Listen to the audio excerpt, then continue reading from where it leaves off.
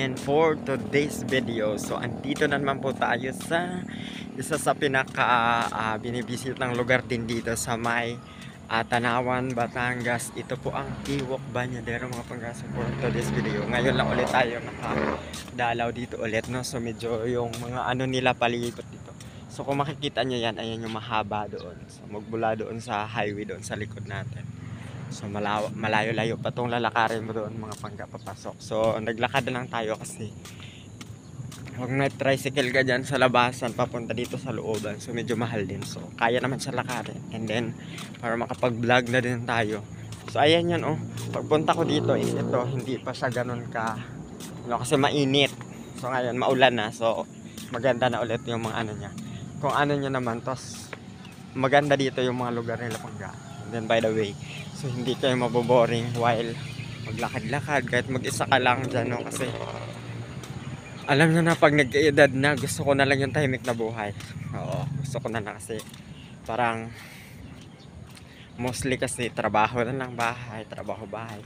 Boring na yung life ko. So ito na yun pala yung lotus farm nila. So wala ngayong mga lotus, no? So ano, ewan ko kung ano na to pala, isdaan na lang yata to ngayon mga pangga. So ayan naman yung school. Ayan yung school dyan sa kabila. So ito yung bali likod na side na. Likod o tagiliran. So ito yung ano nila, lotus farm dati. So wala na ngayong lotus lang. Ewan ko lang mga pangga kung nasaan na, siguro na ano na din, na namatay na. So medyo matagal na din naman tayo hindi nakabalik dito.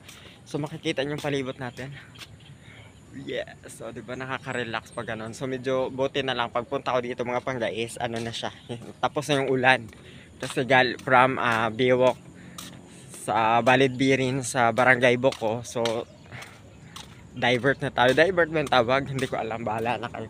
Basta diretso na tayo dito sa Biwok Bañadero sa may Tanawan. So ito kasi dito dati mga pangga. So marami talaga siyang mga ano, no, parang ewan ko, nalugi din siya dahil din sa mga smag-smag ng bulkan. So ayun to, mga stall ng food. So iba-ibang mga Pinoy food yung ano, yung makikita nyo dyan. And then yung mismong view ng Taal mga pangga. So dyan yung makikita. And then makikita nyo dito. Yan, ito pala yung lotus farm nila, no. I don't know ngayon kangkong na yata ito. Hindi ko maano sa pangga. And then hindi ko siya maintindihan kung ano na siya, kangkungan. Ngayon kita nyo naman yung makapagkarira yung bike doon sa nakamotor. And then malawak yung mga ano din dito, mga pangga. And then yan, kung makikita nyo dyan, yan yung mga ano dyan, taniman ng palay naman sa kabila side. So i-ano lang natin yung ano na. So,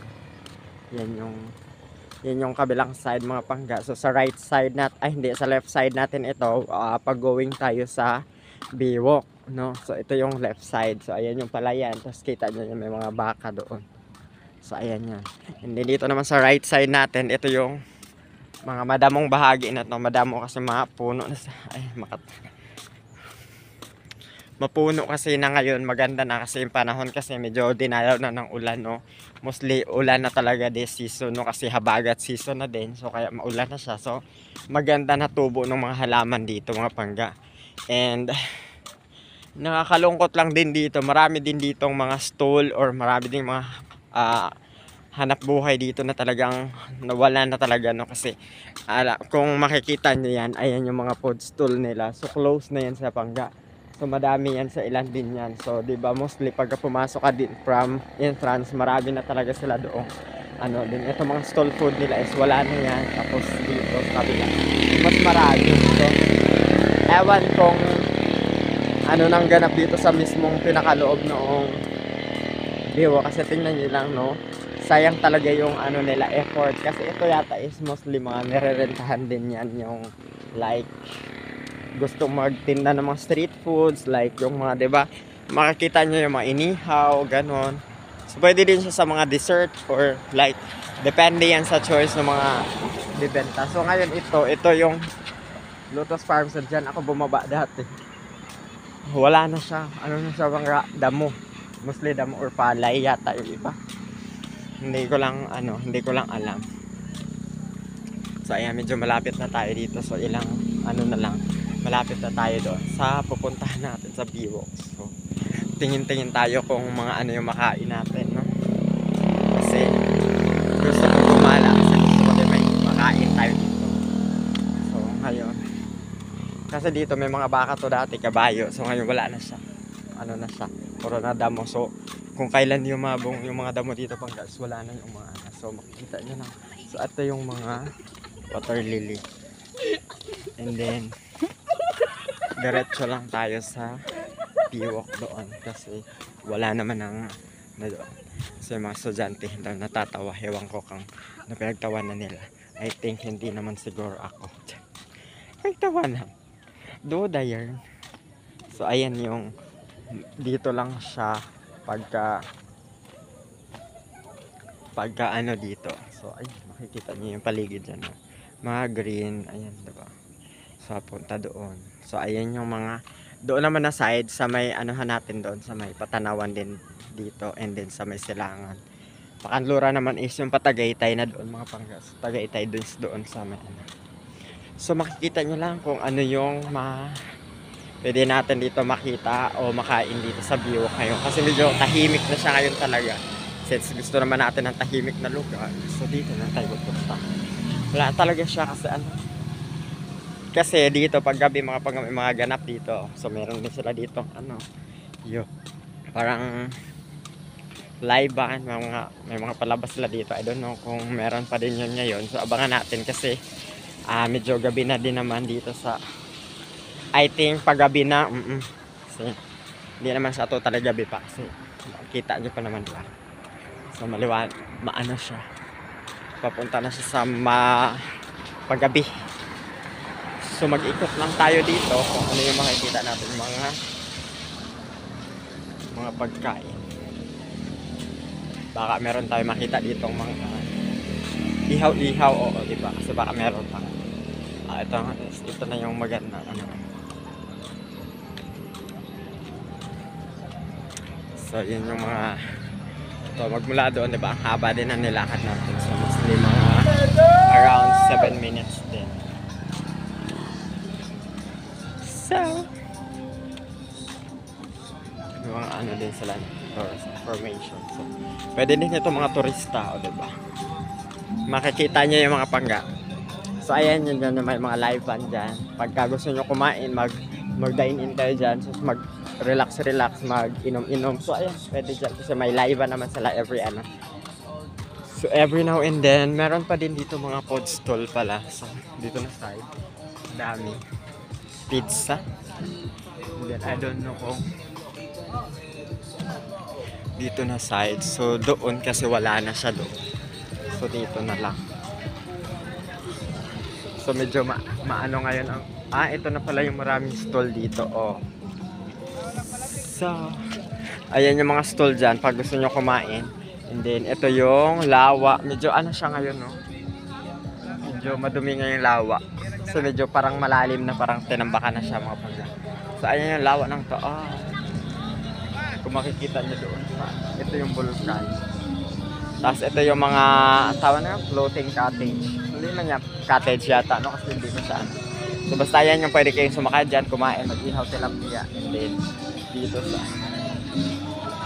yan, pwede dito mga parkingan ng mga sasakyan nyo kung meron kayong mga sasakyan dito mga pagka. So ayan, ma-enjoy nyo lang yung view natin kasi maganda ngayon yung panahon. Medyo naambon dito sa labas pero malamang labas pala, hindi pa pala tayo pumasok.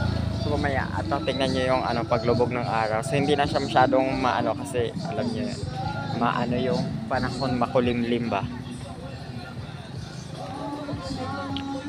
So ayan yung para siyang natambakan nga siya mga pagka inayos nila yung tinambakan nila yung mga tagtira. Titinda sa Tatay Balot. Kapag nagustuhan nyo dito mamasyal, tapos magpicture lang mamaya, no? Maganda, perfect view dito sa background, dito daw banda. And then, ito na yung Volcano Island na. Ayan, diba? Kita nyo yan, no? So, ito naman na side is Patanawan na yan, guys. Patanawan doon banda. So, maglakad-lakad lang tayo kasi medyo na ngayon, wala na masyado ditong mga pang dito. So, kailangan mo lang dito relax sa mundo ng kasi wala talaga siya pagka medyo boring ka sa life. So, maganda perfect place dito magpag-occupied lang ng dagat. Di ba kalinaw? Ayun ang tubig. Diba? Ato yung mga floating cottage ito. Oo, yan pala. So, bawal magtapon ng mga basura dito. Alam nyo na ha. Hindi, bawal dito magkalat. So, ayan yung mga dito, mga So, pwede kayo mag-dine in dyan. Ayan, mga kainan din nila.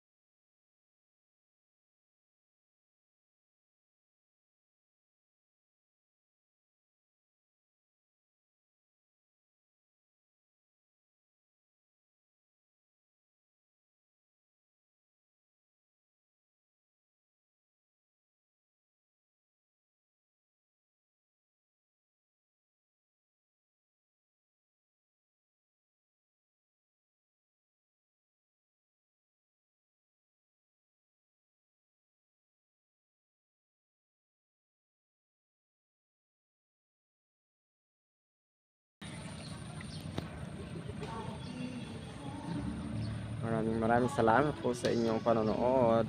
Like and subscribe. Don't forget to share our video guys, and let's leave the comment. Thank you. Bye.